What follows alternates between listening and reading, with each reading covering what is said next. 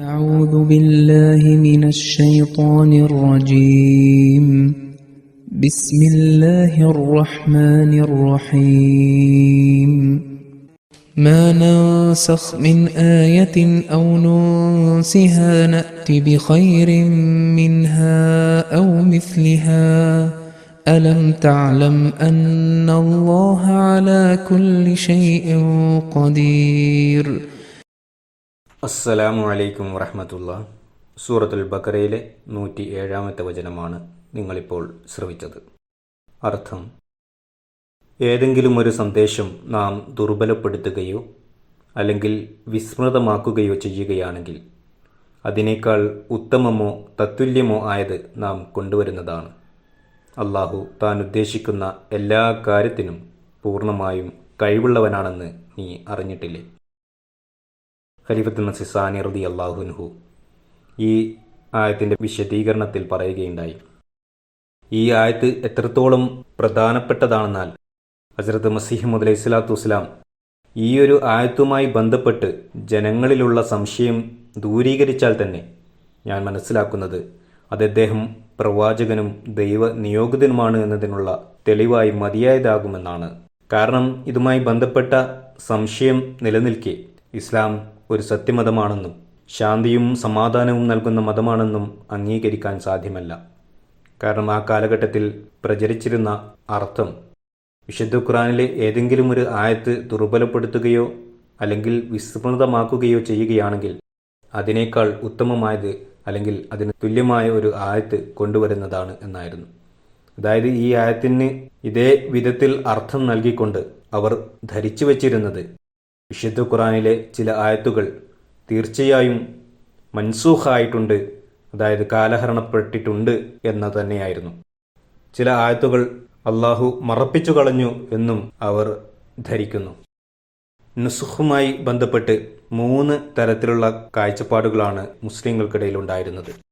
അതിലൊന്ന്, അവർ പറയുന്നത് ചില ആയത്തുകളുടെ അർത്ഥം നിലനിൽക്കുന്നുവെങ്കിലും അതിൻ്റെ വാക്കുകൾ നിലനിൽക്കുന്നില്ല.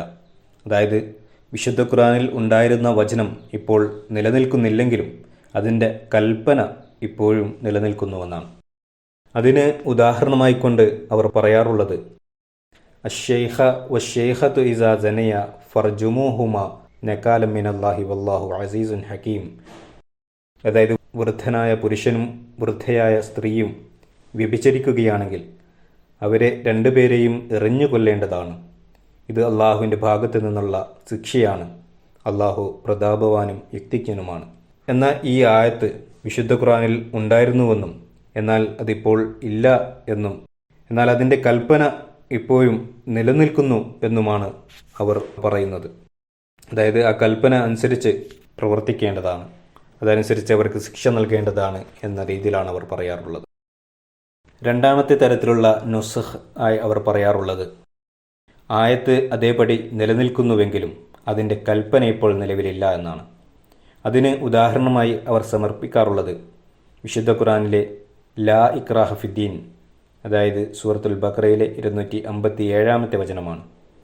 അവരുടെ അഭിപ്രായപ്രകാരം അതിലെ വാക്കുകൾ ഇപ്പോഴും നിലവിലുണ്ട് എങ്കിലും അതിൻ്റെ കൽപ്പന ഇപ്പോൾ നിലവിലില്ല എന്നാണ്. അതായത് ജിഹാദ് വന്നതോടുകൂടി അതിനെ ജിഹാദ് ദുർബലപ്പെടുത്തിയിരിക്കുന്നു. ഇതുപോലെ മറ്റ് ചില ആയത്തുകളും അവർ ഉദാഹരണമായി സമർപ്പിക്കുന്നുണ്ട്. നുസ്ഖിൻ്റെ 3-ാമത്തെ തരമായി അവർ പറയുന്നത് വിശുദ്ധ ഖുർആനിലെ ചില ആയത്തുകളും കൽപ്പനകളും കാലഹരണപ്പെട്ടു പോയി എന്നാണ്. അതിന് ഉദാഹരണമായി അവർ പറയാറുള്ളത് തഹ്വീലെ കിബ്ലയുമായി ബന്ധപ്പെട്ട ആയത്താണ്. മുസ്ലിങ്ങൾ ആദ്യം ബൈത്തുൽ മുഖദ്ദസിന് നേരെ തിരിഞ്ഞാണ് നമസ്കരിച്ചിരുന്നത്. എന്നാൽ ആ ആയത്തും കൽപ്പനയും ഇപ്പോൾ നിലവിലില്ല. എന്നിങ്ങനെ 3 വിധത്തിലാണ് അവർ ഇതിനെ വ്യാഖ്യാനിക്കുന്നത്. കൂടാതെ നുൻസിഹ എന്നതിന് മറപ്പിച്ചു കളഞ്ഞു എന്ന അർത്ഥമാണ് അവർ നൽകുന്നത്. അവർ പറയുന്നത് ചില ആയത്തുകൾ അള്ളാഹു തന്നെ മറപ്പിച്ചു കളഞ്ഞു എന്നാണ്. അതിന് തെളിവായിക്കൊണ്ട് അവർ പറയാറുള്ളത് 2 സ്വഹാബാക്കൾ ഒരിക്കൽ നബി തിരുമേനി സല്ലല്ലാഹു അലൈഹി വസല്ലമിൻ്റെ പക്കൽ നിന്നും ഒരു സൂറത്ത് മനഃപ്പാടമാക്കുകയുണ്ടായി. എന്നാൽ അവർ വീട്ടിൽ പോയി അത് ചൊല്ലാൻ ശ്രമിച്ചപ്പോൾ അവർക്ക് അത് ഓർമ്മ വരുന്നുണ്ടായിരുന്നില്ല. അങ്ങനെ അവർ വീണ്ടും നബി തിരുമേനി സല്ലല്ലാഹു അലൈഹി വസല്ലമയെ സമീപിച്ചപ്പോൾ നബി തിരുമേനി സല്ലല്ലാഹു അലൈഹി വസല്ലം പറഞ്ഞു, ഇന്നഹ മിമ്മാ നുസിഖ വ നുസിയ. ഈ ആയത്തും അള്ളാഹു മൻസൂഖ് ചെയ്ത ആയത്തുകളിൽപ്പെട്ടതാണ്. അതുകൊണ്ട് അവൻ നിങ്ങളെ മറപ്പിച്ചതാണ്. ഈ പദത്തെ നുൻസിഹ എന്നും നൻസഹ, നുൻസാഹ എന്നെല്ലാം തന്നെ മാറ്റി പല അർത്ഥങ്ങളിലും മനസ്സിലാക്കിയവരുമുണ്ട്. ഖലീഫത്തുൽ തുർമുസി സാനി റളിയല്ലാഹു അൻഹു പറയുന്നു, വിശുദ്ധ ഖുർആനിലെ ചില ആയത്തുകൾ മൻസൂഖ് ചെയ്യപ്പെട്ടവയാണ്, അതായത് ദുർബലപ്പെട്ട ആയത്തുകളാണ് എന്ന് വിശ്വസിക്കുകയാണെങ്കിൽ വിശുദ്ധ ഖുർആനിലെ വിശ്വാസം തന്നെ നിലനിൽക്കുകയില്ല എന്ന് ചെറുതായൊന്ന് ചിന്തിക്കുന്ന വ്യക്തിക്ക് പോലും മനസ്സിലാകുന്നതാണ്. ഉദാഹരണത്തിന്, വിശുദ്ധ ഖുർആനിൽ ഇന്ന ആയത്ത് ഉണ്ടെങ്കിലും അതിൻ്റെ കൽപ്പന ഇപ്പോൾ നിലനിൽക്കുന്നില്ല, അല്ലെങ്കിൽ ഇന്ന ആയത്ത് ഒഴിവാക്കപ്പെട്ടിരിക്കുന്നുവെന്ന് പറയുകയാണെങ്കിൽ പല ചോദ്യങ്ങളും അതിനെതിരിൽ ഉയരുന്നതാണ്. അത് ആ ഗ്രന്ഥത്തിലുള്ള വിശ്വാസം തന്നെ നഷ്ടപ്പെടുത്തുന്നതായിരിക്കും. കൂടാതെ മനുഷ്യ ബുദ്ധി പല നിലവാരത്തിലുള്ളതാണ്. ഒരു വ്യക്തിക്ക് മനസ്സിലാക്കാൻ സാധിക്കുന്നത് മറ്റൊരു വ്യക്തിക്ക് മനസ്സിലാക്കാൻ സാധിക്കണമെന്നില്ല. അതുകൊണ്ട് തന്നെ വിശുദ്ധ ഖുർആനിൽ ഏത് ആയത്ത് നിലനിർത്തണം, ഏത് ആയത്ത് മൻസൂഖ് ചെയ്യണം എന്ന തീരുമാനം എന്ന കാര്യം മനുഷ്യന് വിട്ടു നൽകുകയാണെങ്കിൽ പിന്നെ വിശുദ്ധ ഖുർആനിൽ മൻസൂഖ് ചെയ്യപ്പെടാത്തതായി ഒരു ആയത്തും തന്നെ നിലനിൽക്കുകയില്ല. കാരണം ചിലർക്ക് 5 മനസ്സിലാക്കാൻ സാധിക്കുകയില്ല എങ്കിൽ അവർ 5 മൻസൂഖാക്കും. അതുപോലെ തന്നെ ചിലർക്ക് 100 ആയത്ത് മനസ്സിലാക്കാൻ പറ്റിയിട്ടില്ല എങ്കിൽ അവർ 100 ആയത്ത് മൻസൂഖാക്കും.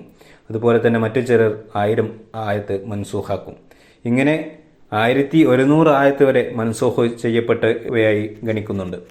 എന്നാൽ ഹസ്രത്ത് മസീഹ് മൗഊദ് അലൈഹി സ്വലാത്തു വസ്സലാം വന്നുകൊണ്ട് ലോകത്തോട് പ്രഖ്യാപിച്ചത് വിശുദ്ധ ഖുർആൻ തുടക്കം മുതൽ ഒടുക്കം വരെ, അതായത് ബിസ്മില്ലായുടെ ബാ മുതൽ വന്നാസിൻ്റെ സീൻ വരെ മാറ്റമില്ലാതെ തുടരുന്നതും അതിലെ കൽപ്പനകൾ ഖിയാമത്ത് നാൾ വരെ അനുസരണ യോഗ്യവുമായിട്ടുള്ളതാണ് എന്നാണ്.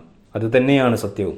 ഈ ആയത്തിന് ഈ വിധത്തിൽ അർത്ഥം നൽകുകയാണെങ്കിൽ, അതായത് വിശുദ്ധ ഖുർആനിലെ ചില ആയത്തുകൾ ദുർബലപ്പെട്ടവയാണ് അല്ലെങ്കിൽ വിസ്മൃതമാക്കപ്പെട്ടവയാണ് എന്ന് അർത്ഥം നൽകുകയാണെങ്കിൽ വിശുദ്ധ ഖുർആന്റെ അധ്യാപനത്തിന് തികച്ചും വിരുദ്ധമായതായിരിക്കും അത്. കാരണം സൂറത്തുൽ അഅലയിൽ അള്ളാഹു പറയുന്നു, സനുക്രിയുക ഫലാ തൻസ, നാം നിന്നെ ഖുർആൻ പഠിപ്പിക്കാം, പിന്നെ നീ അത് മറക്കുകയില്ല. സൂറത്തുൽ അഅല 7-ാമത്തെ വചനം.